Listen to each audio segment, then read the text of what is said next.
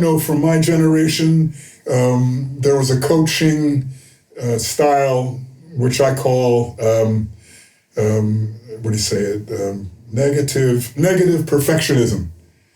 Like you only see negative and you're yelling all the time and you're not doing this, as opposed to, having some kind of balance, okay? So that's where, like I said, I learned from different coaches what I think worked for me.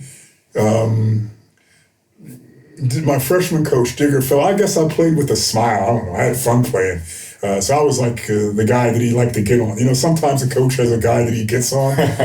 And going back to the freshman team that was 21-0, we played a team once that was really weak, but they had one player who was really good.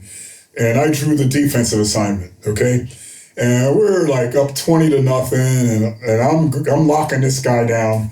And they're running me off of screens and double screens, and I'm working my ass off, to hang with this guy.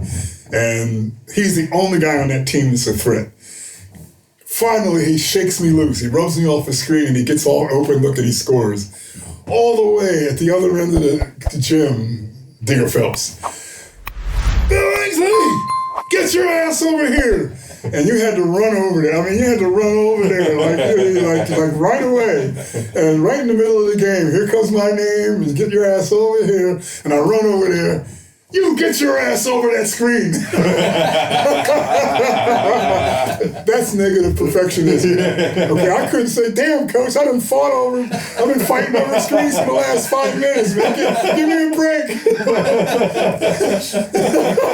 You expect me to be perfect? But that was it. Okay, so that was one way of coaching. And believe me, I got over the rest of the screens. Whatever it took, man. That's 95% of the Balkan coaches. And then we had the same team, the Penn team. We had the classic drill where you have 2 lines and you roll the ball and you dive on it. Like 2 players dive at the same time. Okay, hey, you're gonna get floor burns and strawberries in that drill. And we were in practice one time, and the coach rolls the ball out, and the 2 players go for it. And you got to, and you don't do this lean over and pick up stuff. I don't know. No, you throw yourself. You dive. You throw yourself on the floor, 100% at the ball, and let the chips fall where they may. You want to be the one that gets the ball because you got to pick it up and go full court for a layup with that guy coming at you, right? So you want to get that guy on the floor so he can't get up quick and get the ball. Yeah, I hated those drills. That's what I mean. Okay. Anyway, 2 players dive, and then right in the middle of the drill, one player gets up and he starts holding his mouth. And the coaches right away start yelling at him, hey, no. And he took his hand away and he was missing a couple of teeth. The coach got quiet real quick. Oh, you better go to the locker room. He didn't say a word. He just showed I know. And actually, when I was coaching, because the first couple of years at the Jets, I took an interest. Like I was up in the stands, like, oh man, there's like their team defense sucks. Because for me, it's like defense is, it's you want to be a winning team, shut down the lane. You rotate over, and like I would always say, come on, you're not trying to play the game like without getting a foul, so your slate is clean. You got fouls to use in a sportsmanlike way. You get over there and, Rick, foul. Okay, it's a foul. Yeah, I fouled him. I didn't let him get a layup with nobody rotating over. And there was a coach back in the college days that had a reputation for being a real crazy guy. And what he would do is he would take a charge on the entire team. Okay, this is like this, 60-year-old coach, tough as nails, and this is the way it's done.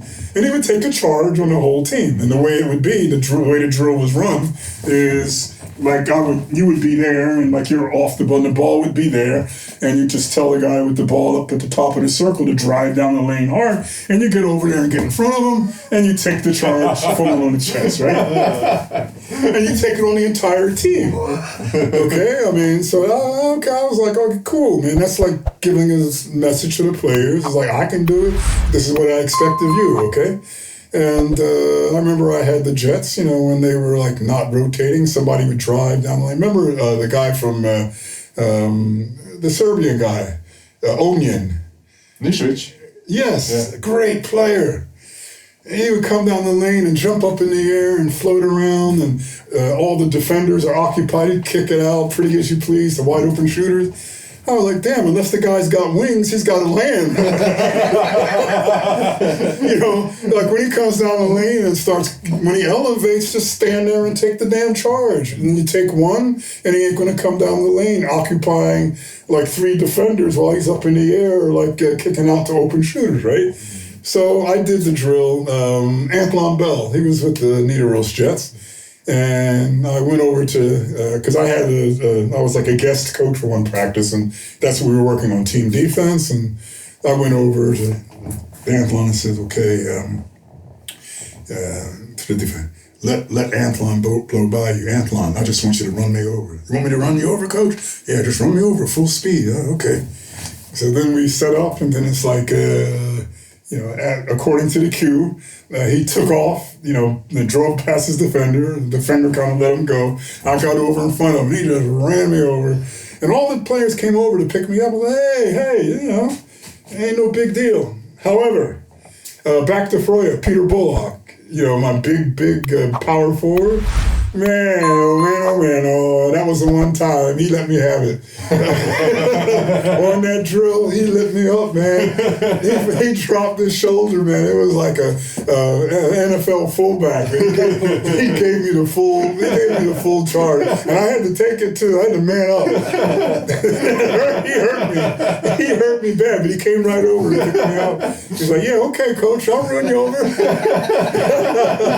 So anyway, I think again. I think, you know, you got to have a sense of humor. You know, don't take things too seriously. That's what I mean about the negative perfectionism. You know, I want my players to be relaxed, and I want them to respond. You know, you don't make excuses.